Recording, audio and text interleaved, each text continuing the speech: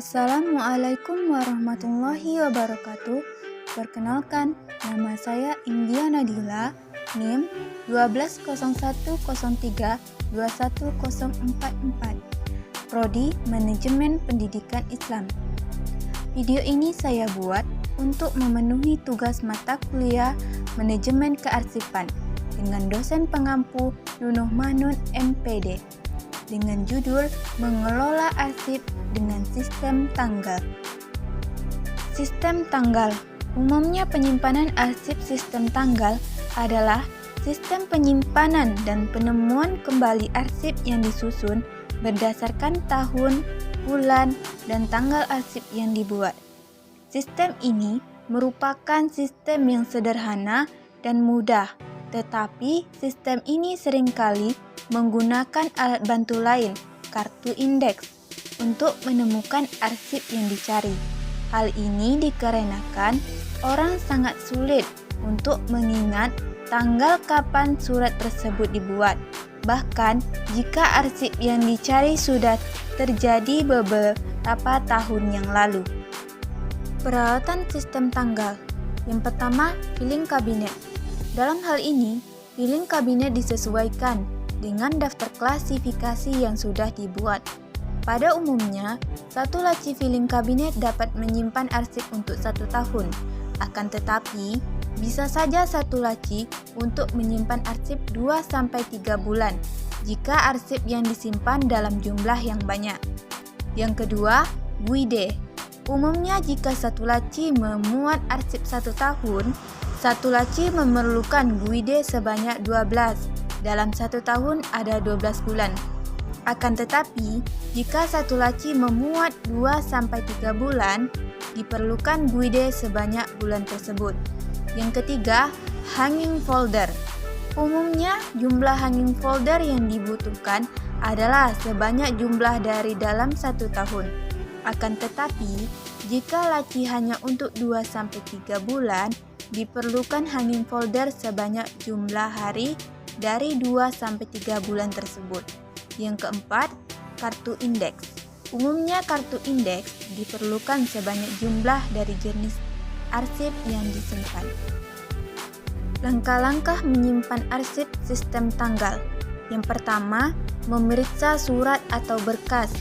Surat atau berkas yang diperiksa dengan melihat tanda-tanda perintah penyimpanan dan menentukan identitas surat, yaitu tanggal surat tersebut dibuat. Contohnya, Agus menyimpan arsip dari PT Surya Kencana tertanggal 1 Maret 2019. Artinya, identitas surat tersebut adalah 1 Maret 2019. Yang kedua, mengindeks. Umumnya membagi tanggal menjadi tanggal utama, subtanggal, dan tanggal. Contoh, surat tanggal 1 Maret 2019 terdiri atas tanggal utama 2019, subtanggal Maret, subtanggal 1. Yang ketiga, mengkode. Umumnya mengkode pada surat dengan kode tanggal, kemudian pembuatan kode dengan menuliskan kode tanggal pada sebelah kanan atas sebagai penanda surat. Hal ini dimaksudkan agar mempermudah dalam menemukan arsip pada saat pencarian kembali. Yang keempat, menyortir. Umumnya kegiatan menyortir dilakukan tergantung situasi dan kondisi. Menyortir dilakukan jika kuantitas surat masuk dan keluarnya banyak pada hari yang sama. Yang kelima, menempatkan. Langkah terakhir dalam penyimpanan arsip adalah menempatkan arsip sesuai dengan kode dan klasifikasi surat. Contohnya, arsip tertanggal 1 Maret 2019 disimpan pada laci berkode 2019. Di belakang guide Maret, di dalam hanging folder berkode 1. Perlu diingat bahwa penyimpanan sistem tanggal pun harus menyediakan kartu indeksnya. Jadi, kartu indeks untuk surat tertanggal 1 Maret 2019 harus dibuat juga. Selanjutnya, Prosedur penemuan kembali penyimpanan arsip sistem tanggal. Yang pertama, tentukan identitas arsip berupa nama orang, badan, atau perusahaan. Contohnya, Arif akan meminjam arsip Retno Ismaningsih yang tidak diketahui tanggal pembuatannya. Berarti, identitas arsip tersebut adalah Retno Ismaningsih. Indekslah nama tersebut menjadi Ismaningsih Agus. Yang kedua, tentukan kodenya menjadi IS. Yang ketiga, carilah kartu indeks di dalam laci berkode I, di belakang guide berkode I, dan hanging folder IS. Yang keempat, lihatlah kartu indeks tersebut dan lihat kode surat.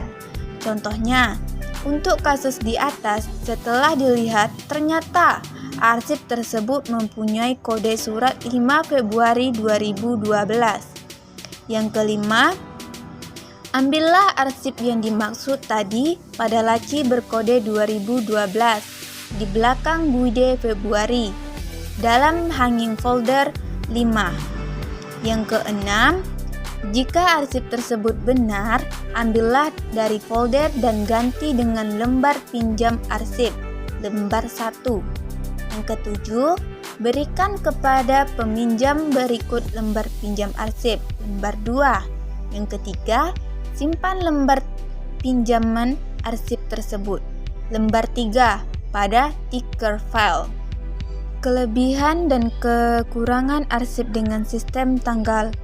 Yang pertama, kelebihan penyimpanan arsip sistem tanggal. A. Sangat cocok untuk unit pengelola yang kegiatannya berkaitan dengan tanggal jatuh tempo. B. Sederhana dan mudah diterapkan karena tanpa klasifikasi. Yang kedua, kekurangan penyimpanan arsip sistem tanggal. A. Hanya cocok diterapkan pada perusahaan kecil yang volume kerjanya belum begitu besar dan permasalahannya belum begitu rumit. B. Hanya bisa digunakan untuk surat-surat yang jumlahnya sedikit. C. Akan terjadi kesulitan dalam penemuan kembali arsip apabila peminjam menyebutkan masalah atau perihal arsip tersebut. D. Orang sering lupa dengan tanggal surat, terutama tanggal penyimpanan. Itulah penjelasan saya mengenai mengelola arsip dengan sistem tanggal. Sekian dan terima kasih. Saya sudahi. Wassalamualaikum warahmatullahi wabarakatuh.